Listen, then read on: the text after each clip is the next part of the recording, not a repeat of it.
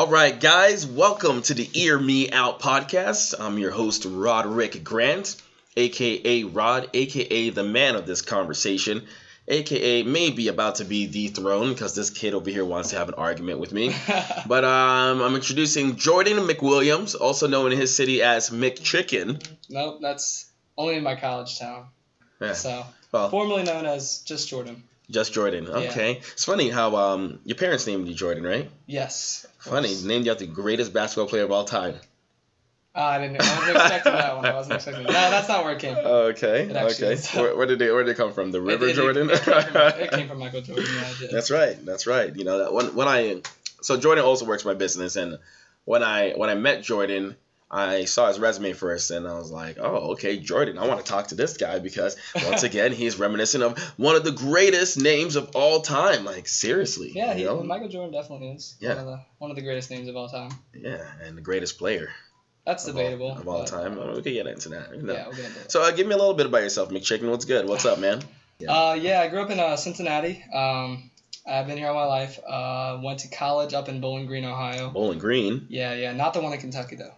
Everyone thinks it's the one in Kentucky. I wouldn't know, so I would never have That's said like a that. small town of like 3,000 people. I think of bowling alley. Oh, well, yeah. That's one too. But I went there for a year, came back, got this job, and now I'm just kind of seeing how it's going as far as that.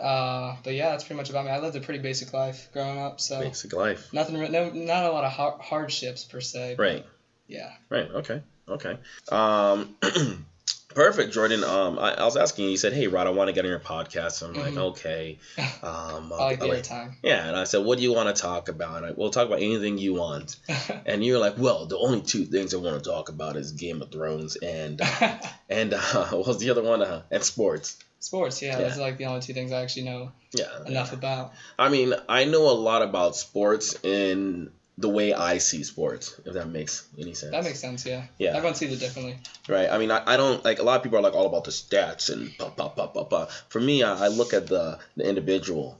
You know, I see what they're made out of, you know? Like, when it comes down to it, well, I want this guy in a fight with me. Like, that's the kind of stuff I look at with sports. So, like, off the court and whatnot, or field. I mean, I don't really care if they're sleeping with, like, 60 women and nothing. That has nothing to do with me. I don't pay them to be a good example to me. I pay them to be able to go and show me some cool stuff on the court, on the field, and everything like that. That's what's called sports. Not if I pay them because I want to see them as a good example, I'll watch their reality TV show, or when their career ends on Dancing with the Stars, we'll do that. To add to that, and Antonio Cromartie, the cornerback of the NFL, just had his 14th kid.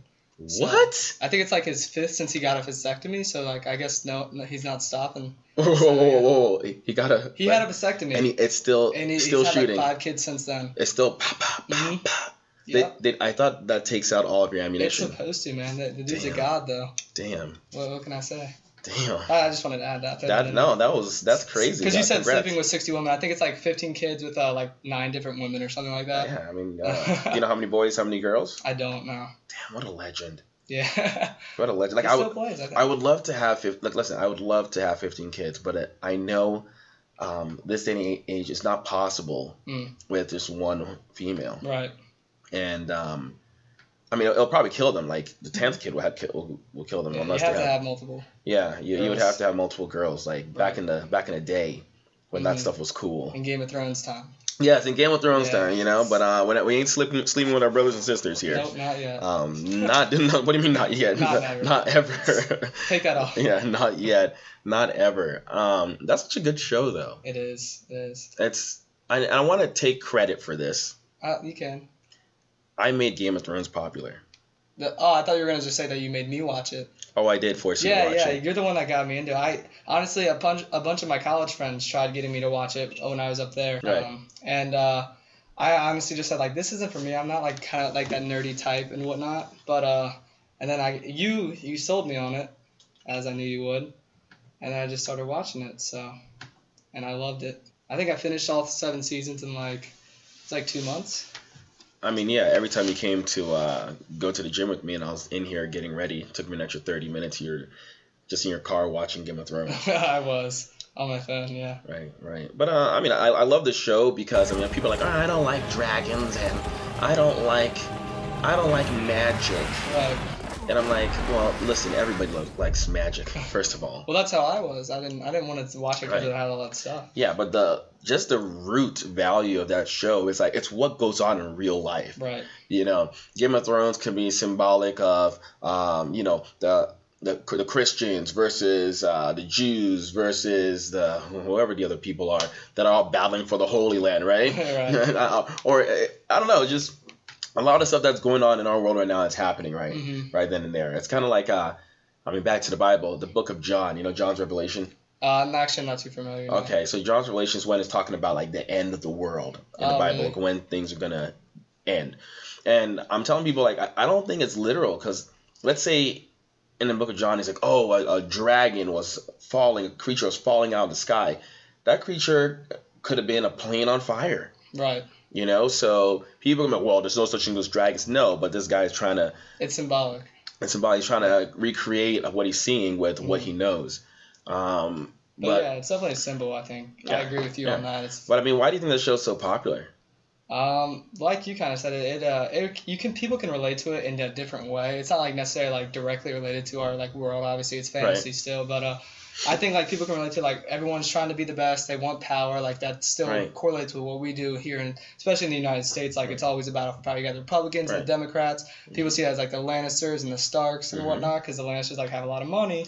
You could relate that to the Republicans. There's no black people in Game of Thrones. It's not enough. There's one. There's that guy. There's two. In the city of Karth. There's two, yeah. And then the pirate. Is that who the you're pirate? talking? Yeah, that's the second one. Yeah. And I mean, look, I guess the closest thing to the black people, I guess, is the horse people. What are they called? The Dothraki. The Dothraki. Yeah. The Dothraki. Yeah. But I mean, they're not close enough. I'm like, you know what? In this last season, maybe we're the freaking White Walkers. I don't know, man. I don't know. I'm trying to claim myself for one of them or something like that. But you know, you got the blondes versus the brunettes versus women. Like the women in the show have a lot of power. They do, yeah. You know, I think that's what's really exciting. It shows the transformation from like women from like their weak spot of, hey, you're meant to have these kids, and now you have to rise up and run the world. And then I think a big kind of like the main part of that was Daenerys. Like remember the very first like season? I felt Daenerys was like Hillary Clinton. Right. I don't know about that, but way hotter.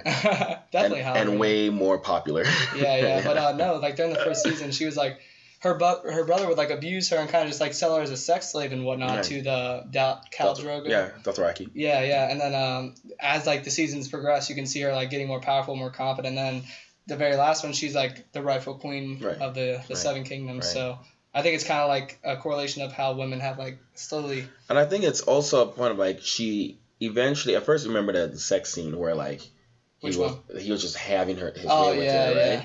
And it wasn't until she took power back in the bed, which led her to lead that army, basically. Right. Because then they kind of established a connection. Right, and he kind of or it just shows that men are really basic creatures. Right. They just need to be smashed right. Yeah, and then they'll be like, listen, you run this now. Here's the credit card. It's yours. But such a great show. It sucks that they ripped us off on the last season with, 7 episodes or something like that. Yeah, but they're an hour and a half each, so... It's kind of. I looked at it. Some of them were like hour and 10 minutes. Then some of them were like 50-something minutes. Oh, really? Yeah, they weren't all like an hour and a half. Trust me. So yeah, they did rip us off. Yeah, they did. But they're doing spin-offs, aren't they? Yeah. Or none of them confirmed yet. I mean, I'm hoping it's good. Yeah. I'm hoping it's good. How spin-offs are. I mean, they don't. George R. R. Martin said that he doesn't do flashbacks. They did a couple flashbacks. Yeah, they did. So maybe the spin-offs are going to be off the flashbacks. But a lot of people don't want to watch it. I'm like... Yeah. Would you prefer them to be flashbacks, or do you want it to be like more continuing on the story? I would like to see both. Both. So like kind of a mix. I mean, Game of Thrones has been... was it season 7? Yeah, this is season 8. Coming out, yeah. So Game of Thrones has been around since as long as I've been in the business. Right. And I've been, we do like direct TV and stuff like that. So I watch the show and I get an instant connection with people when I talk about Game of Thrones. Well, going back to kind of the show itself, who did you have like an instant connection with as a character on the show when you first started watching? It's funny. It'll be Tyrion Lannister. Why? Tyrion, I mean, the guy's he's one of the strongest characters there, and I knew that. Mentally. Just the intellect. Yeah, definitely. You know? I noticed that as well. Yeah, the intellect, because look, he's not strong, he's not good looking. No. he's rich. He's He rich. has power. Yeah. He's born into he has a noble name, right? But he's kind of like the little bitch of his family. He's considered the bitch of the family, but not by all of the family. Oh, yeah. By the children, the children love him. His brother loves him. The sister doesn't love him, and the father hates him. He hated him, yeah. Right. But Tyrion, like, his mind was as sharp as a sword. He was super sharp. Like, he just knew his stuff. And the fact of the matter is, like, when you know your shit, people can't hurt you. Right. You know, and one thing is that, like, when you own your shit, it's like, look, I'm a dwarf, I'm a half man, I'm this, I'm that. But once you're able to claim who you are, people can't use it as a weapon against you. And that's what he gave advice to Jon Snow. Yeah, that's exactly. Let me give you some advice, bastard. Never forget what you are. The rest of the world will not. Wear it like armor, and it can never be used to hurt you. Yeah, and that's the second person that Jon Snow. Yeah. Why is that? Well, in business, I want to take it back to business. Of course. I feel like I do a lot of the right things, right? And some of the right things in business are not the right things to do in business due to politics and things like that. And like, for instance, I mean, spoiler alert, people. Spoiler alert if you haven't watched it. Yeah, I apologize. Yeah, I will let on spoiler alert. Don't watch this if you haven't watched Game of Thrones.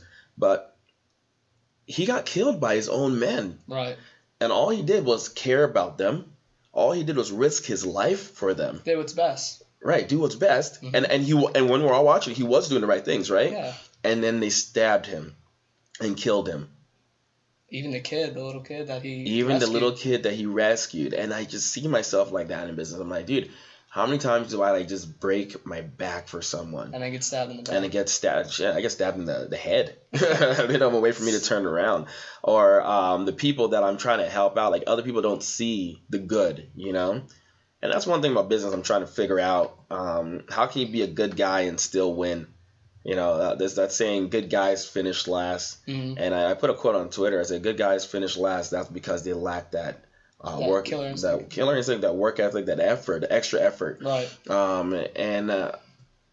I'm going to be the nice guy, and I'm not going to lose the extra effort. I'm going to continue to believe in people, but I'm also going to keep my eyes open, keep both eyes open, and make sure no one sneaks up on me with a little dagger and gets me. But you know what? If I had Lady Melisandre, I mean, I wouldn't mind. I would be able to come back to life and just be like, yo, I'm back. And I'm hanging all of y'all. You know, like, if I could go back in time to those people who fucked me over, would you just hang them in advance? Of course, yeah. Yeah, I know I would too. It was like what you guys said, like, you smell just a little bit of shit. Yeah. And then you have to be able to capitalize them instead of giving the opportunity. Yeah, man. And then that, kind of going back on Game of Thrones, the person I most respect on that show.